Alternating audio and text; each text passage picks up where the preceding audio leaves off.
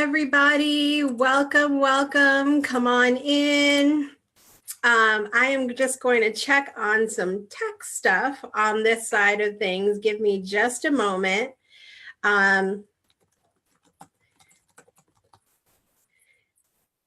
And okay, so we have had, okay, you can tell it's Mercury retrograde, right?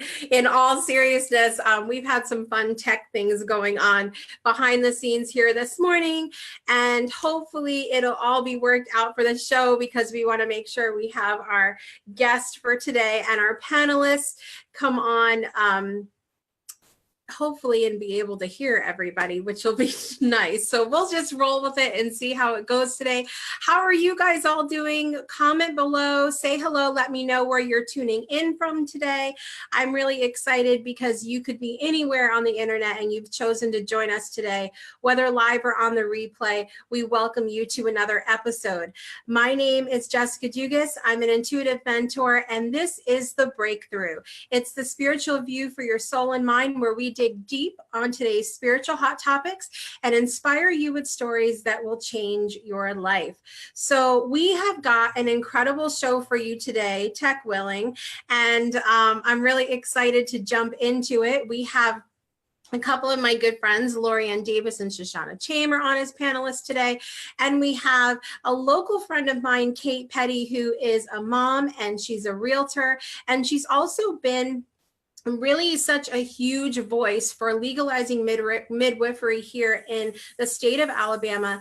And I'm really excited to have her share her powerful story with us today. So I see everybody lining back up in our green room, so to speak, and I'm really psyched to have everybody on today. So I am going to make sure that I've got the videos pulled up. I saw Siri joining us. Hi, Siri. I saw Kathy. Hi, Kathy. Good to see you. Kathy was our fabulous guest from last week, so make sure you check out her episode from last week as well. It was a really, really powerful episode, and so make sure you check that out. So I wanted to give a quick update for you guys in case you missed the post from last week on the show. I talked a little bit about how we had 16 episodes of The Breakthrough missing from season 1. And I am happy and excited to report that all 16 of those episodes are back. And it was a fun time chatting with Facebook customer service and trying to get that straightened out. But long story short, before you post a link in a video, make sure it's going to the place that you mean for it to go to, because that seemed to be the issue that flagged all 16 of these videos. But we're really excited to have them back, and because I know so many of you guys love to watch on the replay, and we are thrilled to have you do that and have those replays available for you. So all of that being said, I want to jump into today's episode. And first and foremost, we've got to get to our hot topics, which means we need to welcome our panelists for today. So coming on first, we have my friend and the show's relationship specialist. Everybody please hit the heart button for Miss Lori-Ann Davis. Here she is. Hi, Lori. Hey, there I am, working on it. Yeah, we're just gonna flow with it today. We're gonna flow with it. Yay, I'm here. Thank you.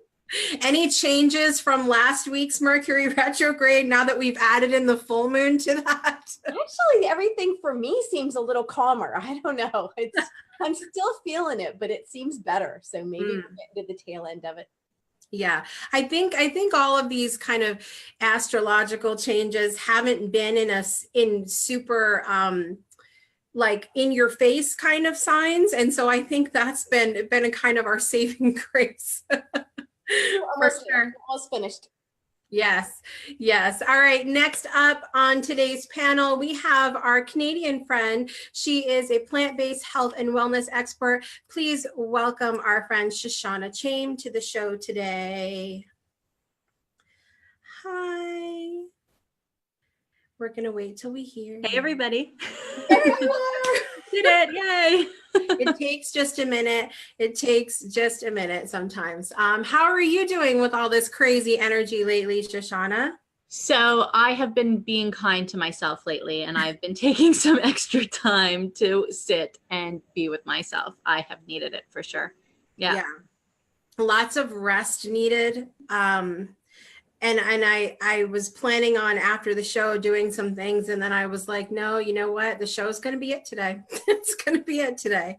That's going to be it. All right. So I want to get to our hot topic today because this is a really good one, and it's a really timely one with so many things that are going on around the world. So we know that there are a lot of things going on with politics and things going on with the government right now, and a lot of laws and mandates and things being changed and updated, and it has caused somewhat of an anxiety in a lot of different areas. And I won't talk specifically about all of the different areas. We are going to talk about one of those areas with our guest today. But what do you do when you have a lifestyle that you live and the government comes in and says, now we're going to put this mandate out. We're going to make a new law that goes completely against your specific lifestyle, completely against what you believe in and what you stand for. How do we, first of all, what would you ladies do if that happened, or maybe it has happened to you? And how do you sort of deal with that on a personal level?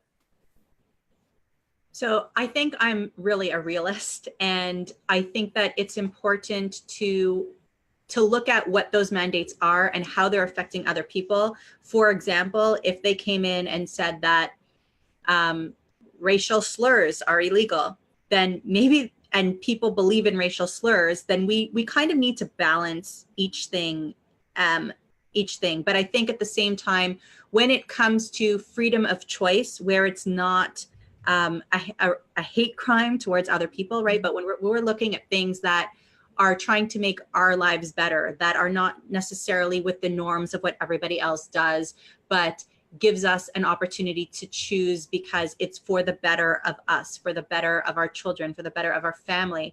I really do believe that we need to look at the laws and where they're coming from, and we need to rally together to give people freedom of choice. And I've talked about a lot with actually you, Jessica, how I don't necessarily think that all of my opinions are necessary. Like, some are right, some are left, some are somewhere in the middle. But for the most part, I believe that people need to have that choice and need to decide what to do. You know, if somebody came in and said you could never be plant-based, you have to feed your kids animals, I would have a serious issue with that. You know, and that's what I relate to the most. Yeah. Yeah. So what would kind of your process be, Shoshana, if the government say, I mean, just on a whim said, you know, all children now have to have chicken as part of their meal every single day? Like, what would your process be if they said, this is now law, this is what is required? Like, would you look for someone else, where else to live? Would you consider giving your children chicken? Like, how would you sort of process that in your mind of what steps would you take? I think I would need to rally together with the people who either believed that that was wrong or believed that I should have the choice of whether or not to feed my kids chicken or not. And, you know, we would have to go and we would have to find science. We would have to do research. We would have to present it properly. We would have to, you know, kind of do what we've done here in Canada with the food guide and, you know, bring everything forefront and say, this is not a business. This is our lives, and let's give the proper information. The government needs to have the proper information. They need to make decisions not based on how much money they're going to have in the bank, but they need to make decisions based on what is best for society as a whole. And we'd have to rally together and we'd have to rise up, because, you know, if I were to just say, okay, I'm going to move to a province where that's a state in Canada. You know, I just moved to a province where I don't have to feed my kids chicken. You know, I wouldn't be doing myself or anybody else, you know, a service if I didn't first try to fight it. I love that. What about you, Lori? Where do you kind of stand on all of this? depends on what it was. If I thought it was something that was going to damage my children, I might move. And I would still be doing things in the background to fight it. But for me, there's another part of it. And maybe it's because I'm the oldest person here. But I have seen these things happen over and over where we thought we were going to lose rights. We thought we were going to lose this, and it didn't happen. And I'm not saying that it can't, but I also believe very strongly in the law of attraction. And I think that sometimes we have to rally and we have to go march and we have to do those things. But we also have a lot of power by not giving into the fear of our rights are going to be gone. And that's the first reaction, right? That you're afraid. But that's when I remind myself that I have more power when I just envision myself having rights. I envision myself being able to be free. And if enough people band together and envision those things, what power do we have? So to me, it's not discounting the research. I love that. I love the research and all of that. And in addition to that, what if we have these wonderful platforms? What if we got so many people, the more people we could get together to just be in a space of peace and harmony about all of that? What changes could we make? I love that you talk about kind of that balance too of, there's a time to march and there's a time to sort of go within and where is your energy going? Like, what are you giving attention to? What are you giving fear to? I think that's really such a big thing is there's a difference between, raising concern about a topic and speaking on a topic and being afraid of a topic. I think that's such a huge thing because and we talked a little bit about this before we came on air today, but in the spiritual community, there's a lot of push to sort of, and Prophet Calvin Witcher actually talked about this in a video this morning, which jogged my memory about it. But there's kind of a push to sort of reside in the 5D and ascend and be spiritual and all of that. But I think if all of our energy goes there, we're sort of ignoring the very human reality that we're in, and that sometimes there is a time to march. Sometimes there is a time to stand up for what you believe in. And I think, the biggest point that I wanted to bring across with this particular hot topic today was that we should all be fighting for that choice. It's not about we've got to get beyond this sort of yin and yang, like we're all so different and we all have different beliefs and we all have different things. We should all be standing for one thing, and that's to each be able to do what is right for our families. And we talked about before the show a quote that I see this quote going around all the time. Anytime there's this sort of yin and yang, argument going on. But I think that there's value here. And it says, first they came for the socialists and I did not speak out because I was not a socialist. Then they came for the trade unionists and I did not speak out because I was not a trade unionist. Then they came for the Jews and I did not speak out because I was not a Jew. Then they came for me and there was no one to speak out for me.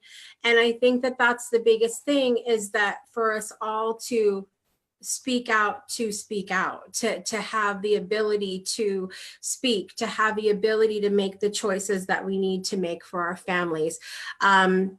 So I appreciate you ladies chiming in, because I think they're all really good points. Banding together with people that have the same beliefs and the same values is important. And looking at the energy that you're putting out there, are you in a space of fear or are you educating yourself? Where are you coming from personally?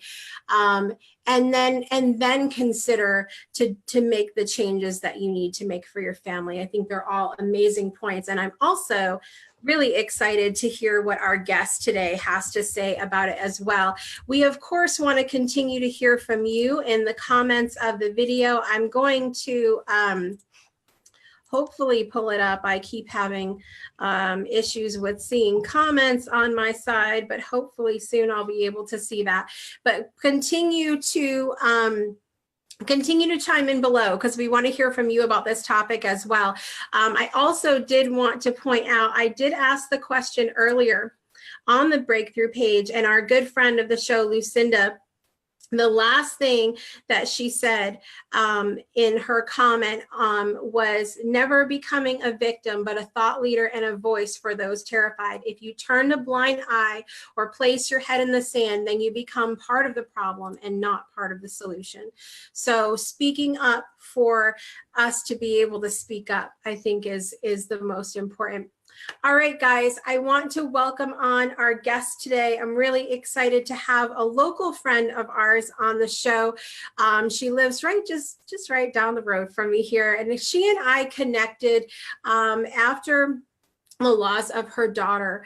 And we both had very traumatic birth experiences, and we both ended up seeing the same practitioner about 2 hours away from where we live here in Alabama, over state line in Georgia. And she and I connected over many different things. And I knew that if we did another season of this show, that I needed to have her on today. So I'm really excited. She is a mom, and she's also a realtor. And she has been really such a big voice in the movement to legalize midwifery here in the state of Alabama.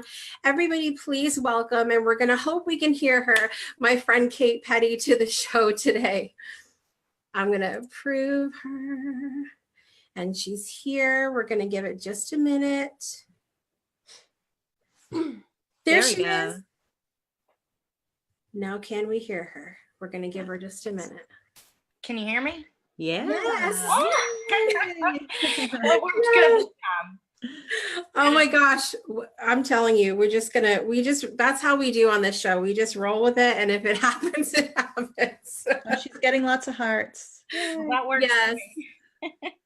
Lots of hearts. Kate, I'm so excited to have you on today. And I would love for you to give us a little thought about our hot topic today before we get into your story. Well, it kind of applies to what I did in reference to the midwifery bill. I was 9 months pregnant and walking the state capitol trying to get midwives legalized here. So that's, I guess, my automatic reaction is to go fight for what I believe in. So, I love that.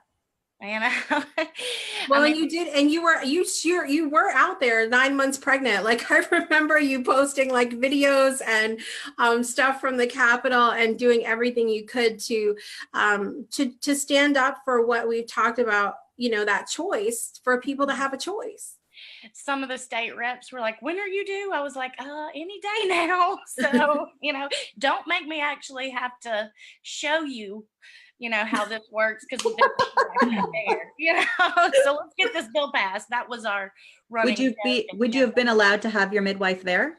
Well, I mean, I would have been, we joked about all of this, but I would have been like, no, you can't send me anywhere. There's a midwife right here. You got to let her help me, you know? So it was a running joke there at the end. And I believe my son was 10 days old and the bill got passed. So we went back for a sit-in when he was like 3 or 4 days old. And I think that was really a big turning point for some of those politicians when they looked up there in the gallery and saw all the moms, you know, sitting there praying, and, you know, just it was just, I think it spoke to them. And from what I've heard, like some of them were like, we've got to do something for these women, because I don't think they actually were going to pass it up until 13th hour, and we got it done. So yeah. And I think that's, you know, that really plays into what both Lori and Shoshana were saying, you know, during Hot Topic time, and that banding together with people who, you know, have those same beliefs, because when you show up in numbers, you know, at some point they've got to be like, hey, there's a lot of people here. Yeah, putting a face, like they're putting a face, not just a concept, but they're looking out and seeing these people. There's a connection there. And there were moms and dads and babies and everything else up there. So I really think absolutely. Yeah, I want to get into your story today, Kate, because I think that there's so many different things that I want to talk about and so much value here. But if you would start us off and just take us back to when you were pregnant with Eliza. Well, I probably need to start with Aderie because she's Yeah. my first, and I was a first time mom. Didn't really know much, you know. I had looked into some things and I was like, yeah, natural sounds like a good idea to me, but I really didn't know anything. And so I was persuaded into, you know, the epidural and all that kind of stuff. And long story short, they were convinced I was going to need a C-section, and they decided to let me push. And she came out in 2 pushes and had meconium in her lungs. And, you know, that was the scariest moment of my life, because instead of my baby coming to me, they were over here pumping stuff out of her lungs. And so I knew after her birth, I wanted to do things differently. Here again, I still just didn't know as much as I should have known. But, I was, you know, going to wait at home and kind of cheat the system and go in towards the end. That way I wouldn't be persuaded into all that extra stuff. And I did. I made it to 8 centimeters before walking in with Eliza. And, you know, I came in asking for a natural birth, and I think I got more of the attitude of, oh, we have another one of these, you know, kind of mentality. And although I didn't have a doula. I highly recommend doulas. I had friends online that I was talking to, and they were kind of giving me suggestions and ideas. And here I was, you know, that's all the support I had. And I had a nurse that was there that kept, you know, pushing the medical procedures, or the medical model of things. She kept saying, you know, that I needed Pitocin, that my labor wasn't going anywhere, because I did kind of, I stalled out. Looking back at it now, I think I know why. I don't know for sure, but I think I know why after my son's birth, but I'll get to that later. But I remember the moment that the nurse turned to my mom and my husband and told them that I really needed Pitocin and that it was natural. And it was like she convinced them to convince me, because I had been saying no to it for hours. I knew that, you know, I knew it was going to be bad, you know, like, and like I said no to it forever. And I finally at one point said, fine, just do it. And they went to go start everything. And at the last second, I said, give me a minute. I need to talk to my parents. I asked everybody to leave the room, or not my parents, but my husband and my mother. And this was several hours into being there at 8 centimeters. And I told them I really didn't want this stuff, and let's just stop it. And so the records even show how I asked them all to leave, explained that to my family, and then had them come back in, and I denied it again. And then about an hour later, here we go again. And so at that point, it was started. And looking back at it, you just they don't know how to support anything other than medical birth. And that's part of the whole problem of the system. But I caved. And then next thing you know, my contractions were just indescribably painful. And so here come the IV pain narcotics and everything else. And, you know, my husband's just sitting there seeing me in pain and just wanting to help in any way he can, but can't. And after, at one point, I actually begged for an epidural. They gave me the fluids for it and then talked me out of it, because I had come in saying I wanted a natural birth. For them, what they call a natural birth is just without an epidural. that's the only rules for them for what a natural birth is. But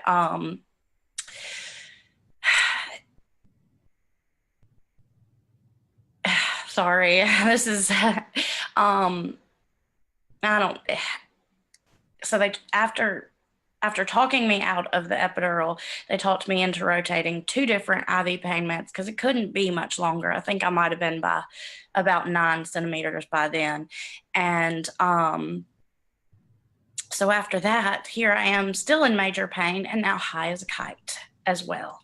And I looked the OB in the eyes at one point and said, this can't be right. You know, like my contractions weren't stopping. And for hours, I was just laying there saying, I can't do this. I'm dying. They're not stopping. And everybody just kept treating me like I was being a drama queen. And I don't even know how I made it through it. I mean, it was a physical assault on my body because I'm still feeling all this stuff at this point. But at one point I looked the OB in the eyes and said, this can't be right. And he looked at me and said, if your baby's born dopey, we'll just give her a shot of Narcan and it'll be no big deal. And at this point, that information kind of floored me because, you know, if you might have told me that before you started giving me all this stuff, I would have said no, because in my mind, what you were giving me was safe for my baby, not something that would need. Narcan is the drug they give heroin addicts who have overdosed. And apparently it is protocol that if you've gotten IV narcotics within 4 hours of your baby being born, that's normal to give a newborn baby. And had you told me that before, I would have said no to this because it just didn't, you just go in trusting and thinking what they're doing is safe for your baby. And just, you know, there's this level of trust there. But, and at that point, I'm like, you're kidding me. And I just couldn't take it anymore. And so at this point, I begged for the epidural again because in my mind, that should have been a safer thing at that point because I at least wouldn't be high and maybe my baby still wouldn't be high too. But I think it was probably too far gone at this point in time anyway. But so the epidural came in and it was still hours later.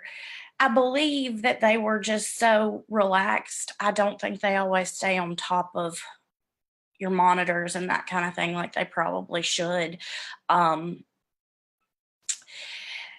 About 6 hours after that, she finally really did start showing some signs of distress and they pulled out the vacuum and she was born. She was perfect, absolutely physically perfect from head to toe. And she was born with low oxygen and blood levels. And they cut her cord immediately. And my husband was trying to take pictures. And as a mom, the only thing that I could sit there and think to myself was, thank God that was over, because it was so physically hard on me.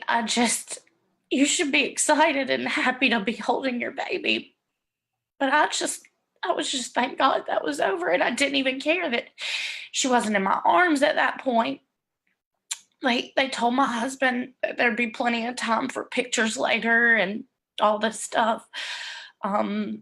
She whimpered just a little, not much, but I was still reeling from all of the physicalness that I'd been through. And I got to touch her face and her hand before they rolled her out.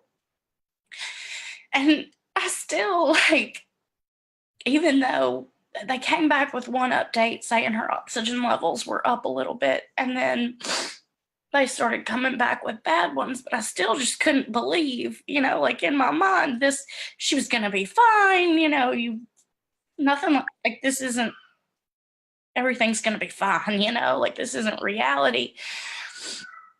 Until the moment I saw the pediatrician coming down the hall and crying, and they were supposed to bring her in so that we could say bye to her before they took her to Montgomery. And I I just lost it in that moment and clung to my husband screaming. But I knew the whole time, my mommy instincts knew, because I was telling them the whole time that this couldn't be right, that my contractions weren't stopping, that I was dying. Like, I was literally telling them the truth. But after everything had happened and the OB came back in the room, my first gut instinct, knee-jerk reaction question was it all the labor drugs? Because that's just, I knew. And he, of course, said, no, that can't be it. You know, she must have been born with reversed heart valves, was what he actually came up with, which Dr. Boots Taylor, who Jessica also saw, who's my absolute hero, just was like, I'm sorry, I don't even know. He pretty much said that's not even possible, and I don't know why they even came up with that. But I don't know. Like, after everything, I knew, despite all of the people that were involved telling me I was wrong, I think that compounded my trauma, because I walked around for about 6 months feeling like an absolute crazy person, because I knew what had happened. And I was trying to say this to people and talk to people about this, the delivering OB and other people, but he wouldn't speak to me about what exactly happened. He would sit there and listen to me come up with any other idea on the planet, or, you know, cry about myself or anything else. But when I actually came to talking about labor and what happened that day, he would shut me down. And I don't know, I went on this huge mission of getting second opinions. I started with a family friend who, she at 44 had a home birth, and you know, like, she was the first person I talked to. She was actually there for my birth, which I was a C-section baby, but a deep-rooted family friend. And, you know, just talking to her, she got everything I was saying, because too, here I am after all this has happened, and I'm starting to read all these articles on Pitocin and epidurals and all this kind of stuff, and everything is just resonating with me. All the risks that they're talking about, I'm like, that's exactly what happened to us. That is exactly what happened to us. It just got pushed too far. My daughter was literally squeezed to death from almost 11 hours of Pitocin in the womb, and I was telling the truth. And Dr. B sat there and showed me, you know, looking at my contraction strips. I didn't get a break. Eliza never got a break. So it's like, that's the obvious reason why she was born with low oxygen and blood levels, because she was literally squeezed to death from that drug. And so, yes, I was sitting there telling them the truth. And I went on this mission to talk to, like, it started with that family friend, and then a local doula. And then this local doula, I ended up talking to a CNM from California. And then I ended up talking to another natural-minded OB in this state, which there were a couple OBs that I talked to that literally, like, the autopsy came back as an unknown infection, which there is no infection on this planet that takes somebody's life in 3 hours. That's just not possible. But everybody said that was a bad guess, but they just didn't have any answers for me. They wish they did, that everything looked fine, and then the baby's born and we don't know what happened, kind of thing. And I still just, that was the last OB that I talked to before the appointment with Dr. Boots Taylor. And I almost canceled the appointment with him, but I'd sent him all the records, and I was like, I'm just going to go, and I'm just going to prepare myself for more disappointment, you know, because I had talked to this other OB that still couldn't give me any answers, that the autopsy wasn't right, but he still couldn't give me answers. But I walked into Dr. B's office, and he said, "Sit down, Mama, and tell me what happened." And I proceeded to cry on this man's shoulder for 3 hours. I don't know if he just canceled all his appointments for that day for me or what, but he let me tell my story. And that was like just a huge moment for me because he was one of the first doctor to let me do that. And he only stopped me to say, and you were right, Mama, and I'll show you why. And he would pull up the records and show me the strips and these kind of things. And it just, to say that he lifted weights off my shoulders was the most, it was the most spiritual moment of my life, because here somebody's validating me for what I already knew, that I'm not a crazy person, that these feelings inside of me are right. And, you know, that was probably about 6 or 7 months after we lost Eliza. And of course, like I know I'm different and we experienced a loss and then we were just automatically trying again. And I know most people don't do that, but we struggled with that, and we actually conceived 2 weeks after Eliza's first birthday, which I think maybe emotionally I had to get past that milestone or something, the trauma, because I tried everything, diet changes. I changed my entire life because there were just so many things we learned along the way, even with laws and stuff like that. We learned about how Pitocin is actually kind of protected by the FDA. Even though it's used in 90% of births, it is an off-label use. So that means that it is not approved by the FDA for use during labor, only after. And otherwise, there'd probably be a huge, massive class action lawsuit against them right now. But our government kind of, has their back right there, which that was a huge learning experience for me too. It kind of brings up trust issues for me. But anyway, we finally conceived Jet, and here I am. I have this great perinatologist, even though at this point I know that I feel like home birth is definitely more comfortable for me, but every OB would have labeled me high risk, period, because there just weren't answers for most of them. But at 12 weeks pregnant with Jet, here I go to my 12-week scan with Dr. Boots Taylor, and here again we're talking about Eliza's labor, and I labored at home for a long time with her, and that's what got me to 8 centimeters, because I was at home in the dark, comfortable. My husband was sleeping, not annoying me, like I was comfortable and my body was working then. So we were talking about that, and I'll never forget the next moment when he sat back in his chair and folded his hands and said, well, it sounds like you need a home birth. And I'm just like, really? You really? Let's do this.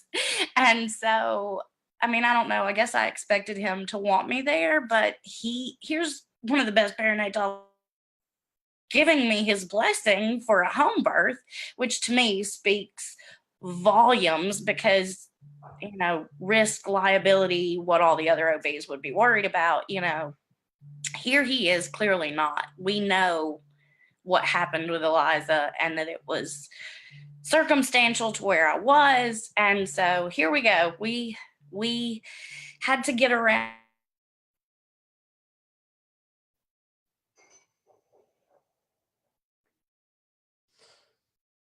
I think Kate is frozen. Okay, we're gonna give her. Oh, there she is. She's back. My back. I'm so sorry. I don't know. Someone called my cell phone and I tried to silence it, and I guess it interrupted. It's all good. Kate, I know that we're gonna be running short a little bit on time, but I would love for you to share with us kind of moving forward and just a little bit of how you came to get that baby wagon. Yes, that's where I was getting there. Sorry. This is a long story, and there's just so much to it. I know. But anyway, I need to write a book one day or something. But anyway, what did you hear the part about Dr. Boots Taylor and okay. So we had to make our birth somewhat legal. And so we ended up, there was one midwife we were trying to talk into coming over to our house, and she didn't really want to commit. And then finally we were like, look, if we just buy a camper and get it over the state line, she was like, yes, we can do that. And so that is how we got to the point of buying a camper, and we named it the Baby Wagon, and we set this whole thing up. And I think it kind of helped too with fighting for the midwifery law, because we could say, okay, we're doing this to make this happen. And I think that might have, a couple of senators that might have helped a little bit, because here we are, doing all of this. But I would just add in really quickly for anybody that has tuned in since we started the show, at the time of this going on, having a midwife for a home birth in the state of Alabama was illegal. So that's why she was looking into getting the camper and going across state line, et cetera. I just want to throw that in there. Yes.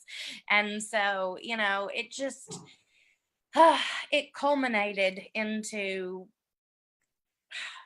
the greatest thing I've ever done in my entire life.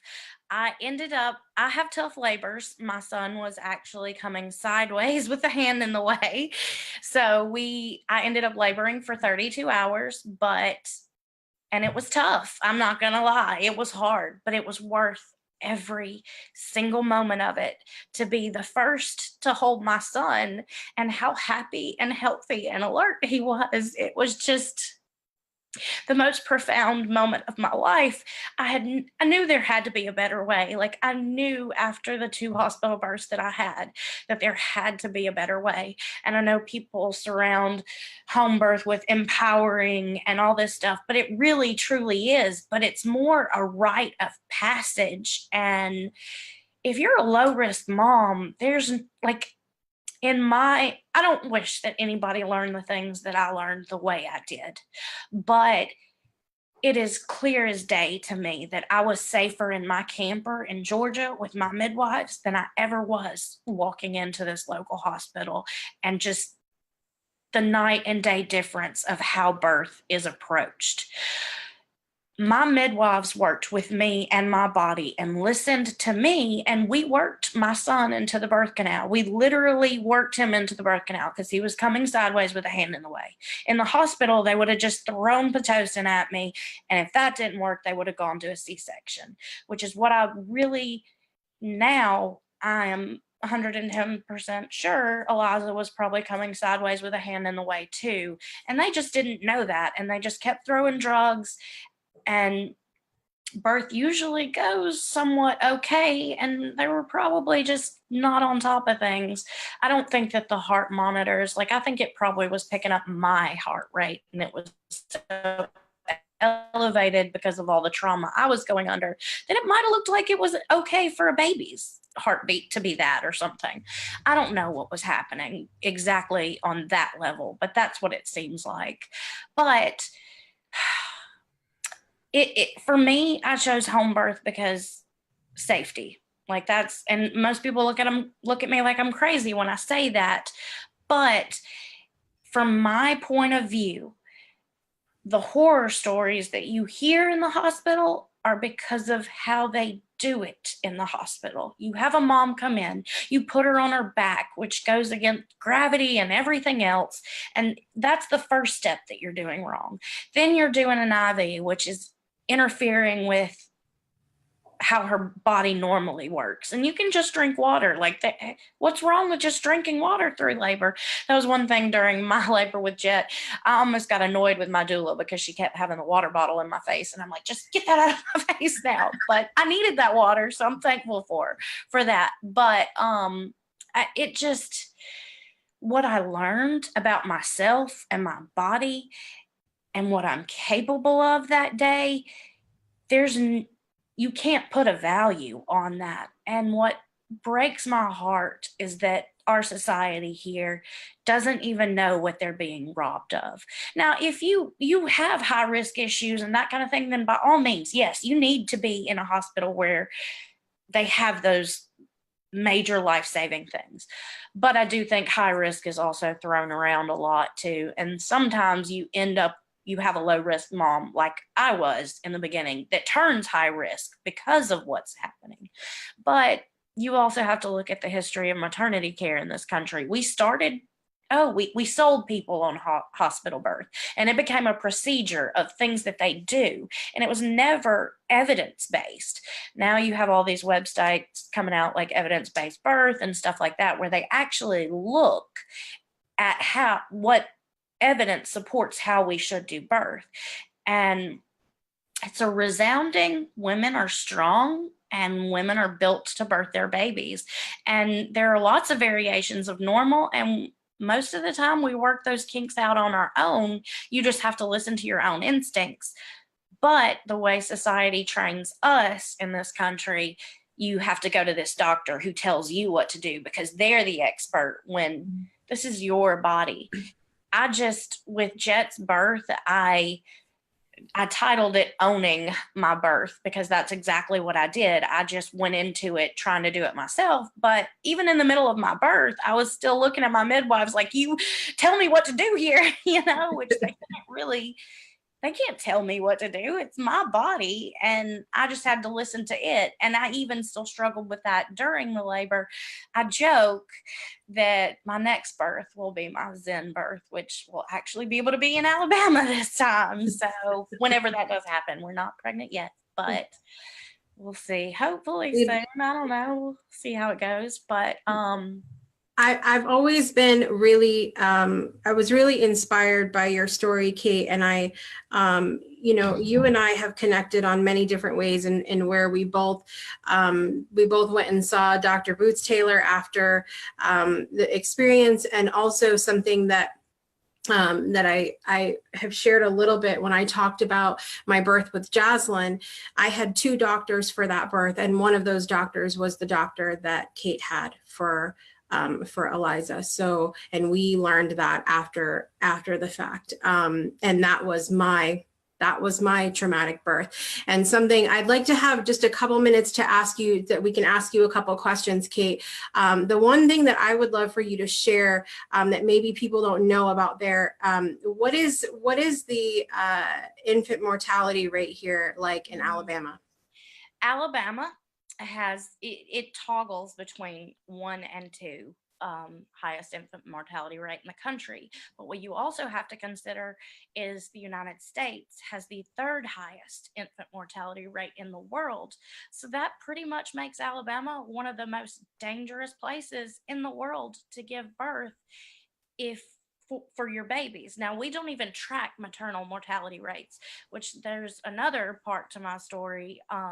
A week after I lost Eliza, I had to be readmitted for postpartum preeclampsia, is what they actually labeled it. I kind of think it might have been more water toxicity because of all the fluids they pumped me full of, and that was causing my blood pressure issues, because I was literally, like, I weighed more when I left the hospital after Eliza than I did when I got there. I lost 11 pounds of fluids in 24 hours on magnesium a week after Eliza had been born.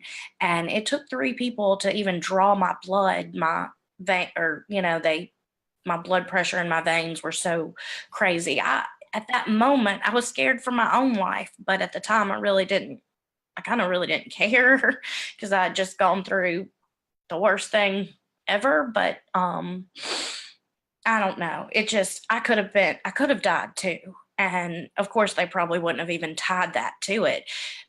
Maternal mortality rates are going to be a hard thing to really look at in this country, because if it doesn't happen right then it's probably not going to even be tied back into it.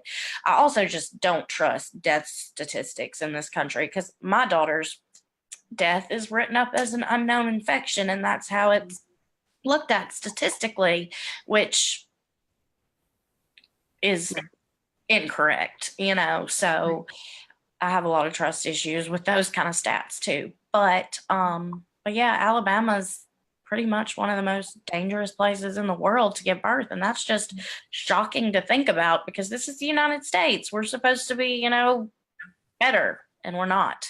What is, I know, Shoshana, you're in Canada, and you and I have had some conversations about this as well. It's different up there. I mean, as far as, especially whereas midwifery and things are concerned, if you want to share a little bit about that.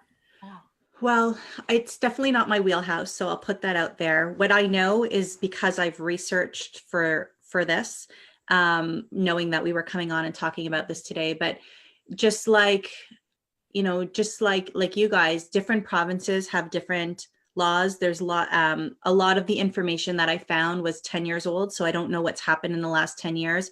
I know that there are lots of places that do allow home births with midwifery. And then there's also places where it's encouraged to have an in-hospital birth, but your midwife is allowed to be there and is allowed to be your primary caregiver in the hospital as well, which I find very interesting. And in my world, being the realist that I am, and I'm very happy with the hospital births that I had. I really think that that's the best of both worlds, because once I think that the downfall for me when my son was born 5.5 weeks early and was doped up on Pitocin and painkillers and all of that, is that they said you should wake him up every 3 hours to feed him. But I didn't feel like that was hit home hard enough. And because he was so doped up and so little, I didn't wake him up because I said, well, everybody else says don't wake a sleeping baby. So what if I would have had someone there with me, what kind of outcomes could have been a little bit different? I had a hard time breastfeeding and all of these things. So I really do feel that combining the two and having the options, if you are a high risk, and having the options is great. So I think we're a little bit more progressive up here than we are in some of the more southern states. And that was ultimately why I had gone to Dr. Boots Taylor as well, because of my weight and because of many different things, they automatically labeled me as high risk. And so even though I had, good births, like I never had any trouble during labor and delivery, but I'm automatically grouped in. And that was the option that they gave me with Dr. Boots Taylor's office, was to be able to see a midwife in a hospital setting, so that if anything happened, that medicine is there. Lori, I know that you had very different births with your girls as well, if you want to share a little bit about your thoughts. I did, yeah. I had a midwife the first time with my first daughter, but what I can tell you about a midwife in a hospital is that if everything goes according to their version of normal, you're okay. But once it doesn't, all the other stuff kicks back in.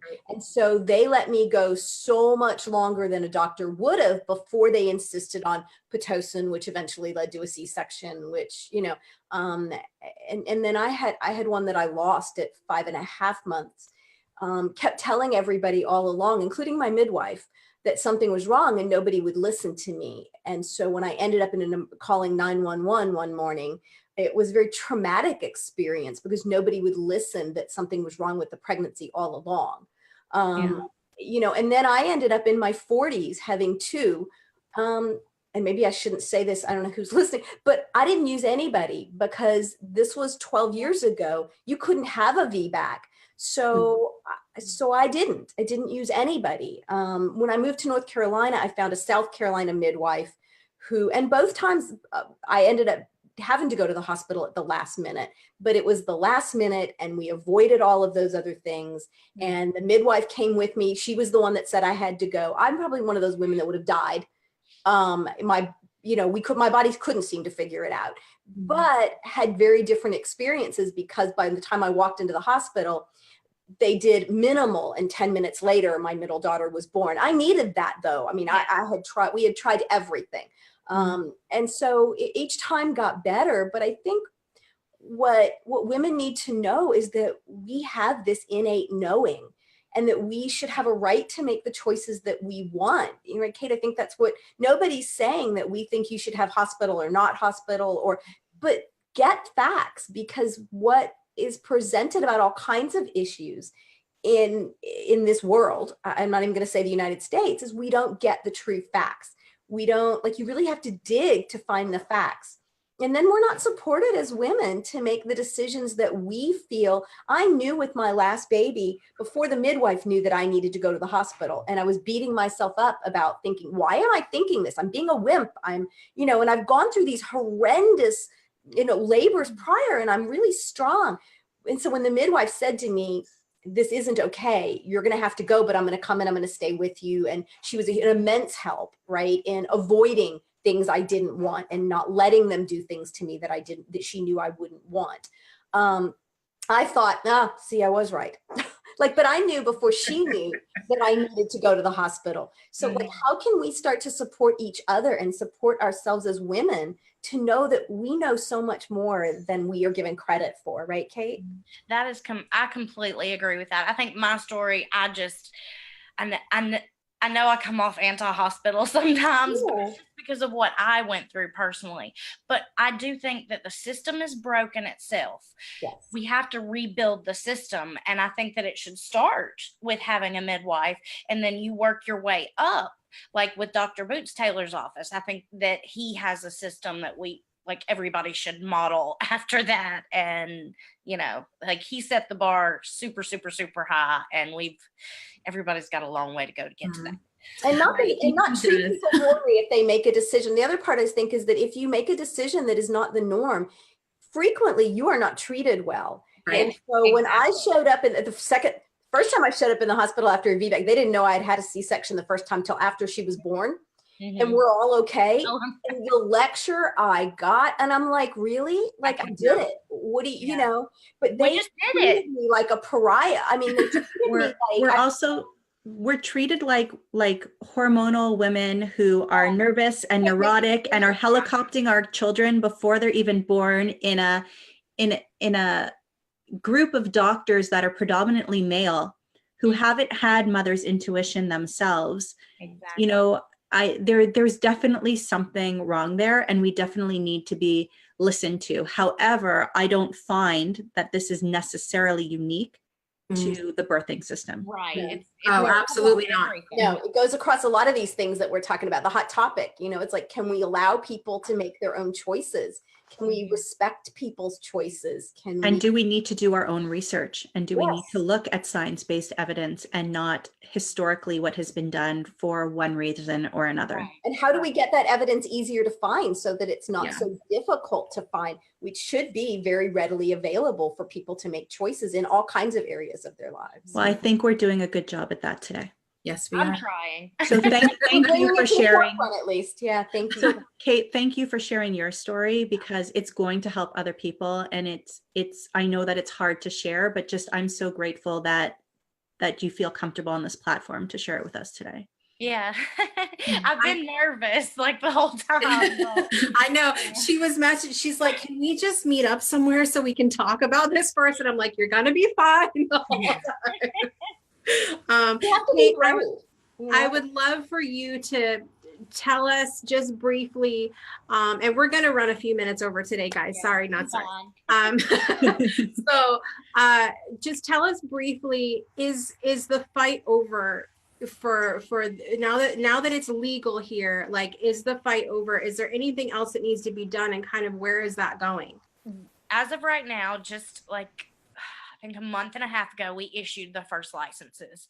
So, and this has been a long process drawing out, and we still have a lot of pushback from the medical association that is against us. And I just for me, I just want to say, don't throw rocks when you live in a glass house. You need to clean your own house before you come after us. And we're just now starting, but of course they don't care about that. But, we are having to still diligently watch bills and stuff like that to make sure that they're not going to slide something into. Oh, they like to do that. Just slide little things into other bills. A little statement in there that would, hang the midwives up or whatever. But we are going. I don't know if there has actually been the first baby officially born to a midwife yet, but we have 5 licensed midwives. And when I grow up, I want to be a midwife myself. So I've got to find a midwife to practice here so that I can eventually, train under her and, that kind of thing. Because I definitely would be a home birth midwife. I think. And show your shirt. Show your shirt. we had these made. We freed the midwives, so I wear mine all the time.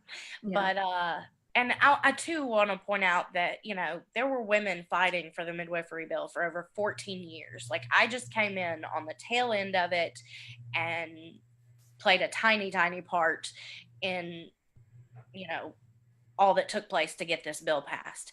But and I'm still kind of amazed that we did get it done. But I will say, in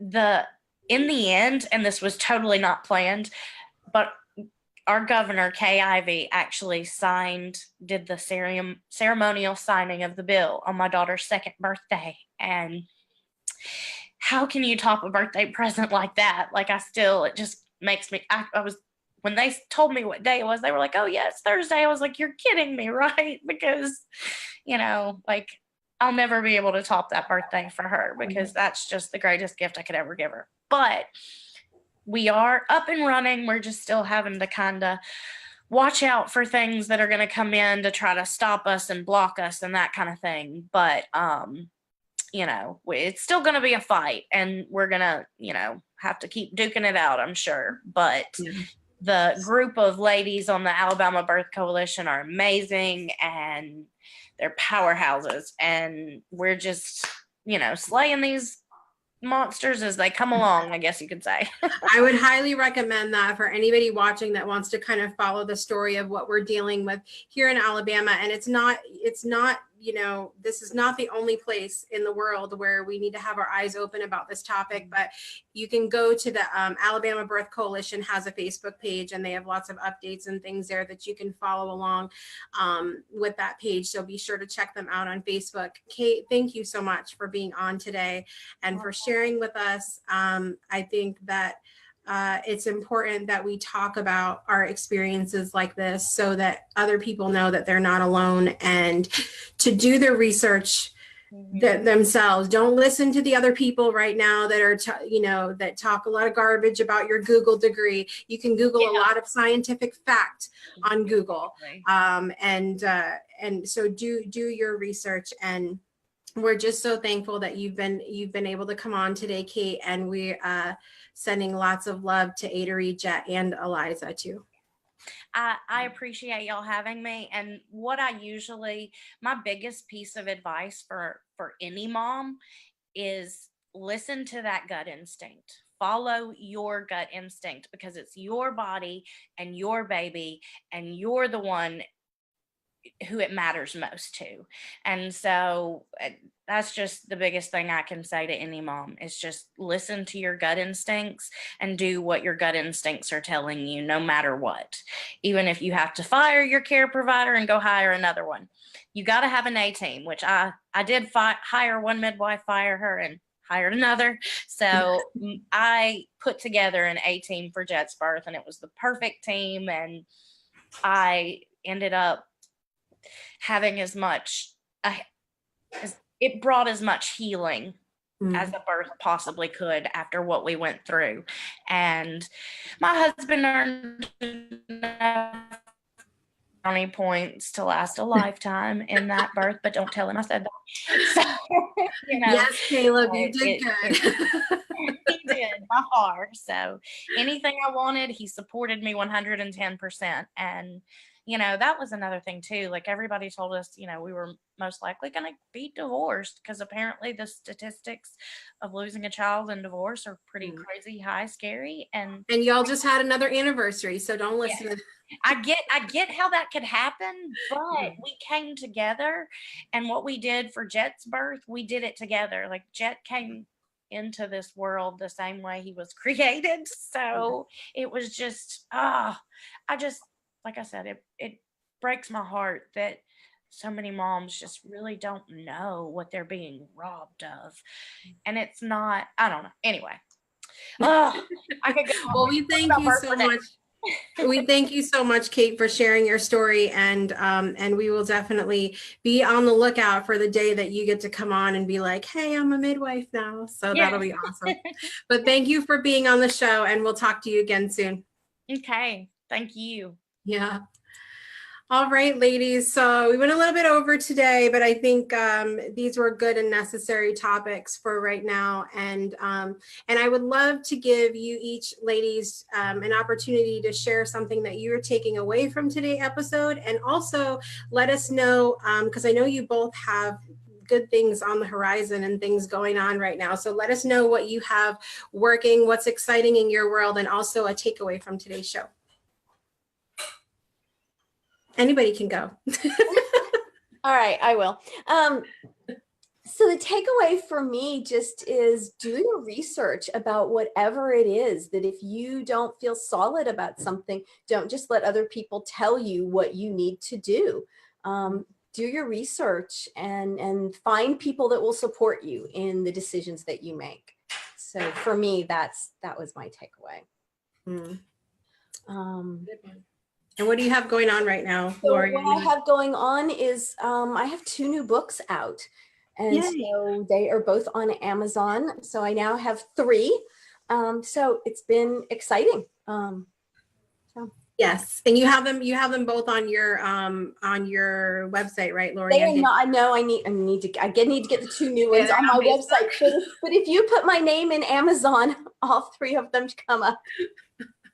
There, Amazon.com, Lori Ann Davis. See here. See, I'll show you. That's the latest one. I love that cover too. You love my cover? It's on Amazon now and it's available. There it is. So yes, if you just put my name in Amazon, they all show up. No, that's the next thing to do once Mercury retrograde finishes. I'm going to get them on my. I'm not messing with my website in the middle of Mercury retrograde. It just didn't seem like a good idea. All right, so what about you? What's your takeaways and what do you have going on right now? So my takeaway is trust your mother's intuition and don't feel like you need to hide it because you're going to be deemed crazy or neurotic or what have you. Is run with it and stand up for yourself. And if research can't be done because of the timing of it, then go with it. And if you can do research and there's enough time, then, definitely put those 2 things together. Because just because things have been done traditionally doesn't necessarily mean that it is what is the best thing for everybody or you. And in terms of what we have going on right now, I mean, we're just having so much fun interacting with people on Instagram. So if people want to go to @PlantTrainers on Instagram, or if somebody wants to reach out to me personally because they are a diehard The Breakthrough Show listener, then I'm happy to get on the phone with you for 15 or 20 minutes just to get to know you. I'd be happy to do that with our listeners as well. Awesome. And you're doing that in person up there too, right? Like, don't you have some kind of like the Shoshana Uber going on or something like that? So yeah, we're trying to get that going, but winter's been tough. So we've had to put that off a little bit because buses have been canceled and snowstorms and ice storms. It's really not the safest weather to be picking somebody up, but we do have like this green car. It says Plant Trainers. We call it the Green Machine. And yeah, our intention is to pick up people and kind of answer a question there. But, since we can't do that in the meantime, that's all right. We've got, every Wednesday we have videos. Every Tuesday we have a podcast coming out. We've got all kinds of things going on. So if we put that on for a while, it's okay. Yes, I had to bring that up though, because I just thought that was the coolest thing ever. That is cool. I like that. We want to hear more about that when summer comes. The carpool question, or I don't even remember what we called it now, but yeah, we've had to put it on hold. Well, we're going to hear more about that when the weather gets better, because I think that's fun if you're local to Shoshana up in the Toronto area. All right. So for me, there's so many things that are personal about Kate's story that were also personal to me, from us sharing doctors to, I feel like my last birth experience when I saw Dr. Boots Taylor in Atlanta. I was empowered by him, and by also saying that I wasn't crazy, and that the experience I had was not a normal one. And I just I I did not make it. I did not make it all the way to the hospital in Atlanta when I had my last one. I got about 40 minutes down the highway and pulled off to a random hospital, stuck to my guns, and I had my VBAC there with it was as empowering and natural as I could have wished for it to be in a hospital setting. And I think that so many things that you guys have said and that Kate said about trusting your intuition and finding that team, that's the biggest thing that she said at the end there, finding that A team, finding the people that will uplift you, people that will support your decisions. That's the biggest thing. And because also you can get really caught up when you have traumatic things happen, especially around your births. You can get caught up in that, and to have other people looking on and saying, hey, here's an outside, this is what you're not seeing right now, and lifting you up. I think that's so important. And really, really excited to have had her on the show today. I am really excited on a personal level because I have my brand new cards coming out really soon.